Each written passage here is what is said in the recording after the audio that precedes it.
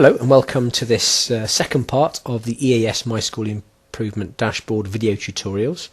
In this section we're going to have a look at the My Dashboard area of the system, how to build your school improvement menu from both EAS and non-EAS services. So the first thing we need to do is to find the My Dashboard area. At the top of the screen there are just two tabs, the Browse Services and My Dashboard. So let's click on My Dashboard. And we now arrive at the page which has two headings, My Services and My Budget. In the My Services area you'll notice the two services I added in the previous video. This area will list only the services that have been selected from the EAS range of services. And in the My Budget area we will have already pre-populated accurately the budgets that are available for each school under the different budget headings. So in this case, the School Effectiveness Grant, the Pupil Deprivation Grant, Welsh and Education Grant, Band 4 and 5, and then you, if you wish to, can allocate some core budget to bringing in some of these services as part of the school improvement process. Now, if we have a look at the My Services area, currently we have a couple of services, but just to illustrate an example of how this works, if I go back to Browse Services, it might be that having been through all the services and thinking about matching these to the school improvement priorities, I think it's quite important that I have somebody on the Excellence in Teaching Exchange programme, and I've read through the information. It seems to suit my school improvement priorities. I can see that I can fund this from core and seg, so I'm going to add this to my services. Now you know this has worked because the yellow tick appears, and that means it's now gone into the My Dashboard area. If that's a mistake, you can simply click on the red cross and that will disappear from your dashboard. So if we go into the dashboard now, we can see that the Excellence in Teaching Exchange programme does now feature on the My Services area of the system.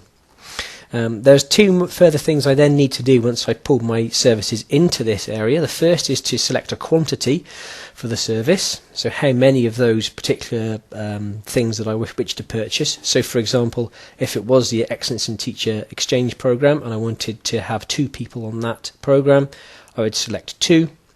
This would change the total here to £1,400, and then I also have to then select a funding stream from which this money is going to come. I'm going to select that this will come from the SEG grant, and if you look at the top right hand corner as I press on the SEG, you'll notice that the spent area goes up to £1,530 and the balance then goes down to £10,470. So as you add services, so the budgets will readjust to illustrate what you have and haven't spent out of each budget area and funding stream. So in terms of adding non-EAS services now, the way we do this is to go to the Edit Budget area, which is this button in the top right hand corner. You'll then see this screen which instructs you to add services that are not EAS but that you'd like to allocate some budget to. So for example, if I wanted to add in the SEG grant here, I wanted to allocate some money for learning support assistants to support literacy intervention.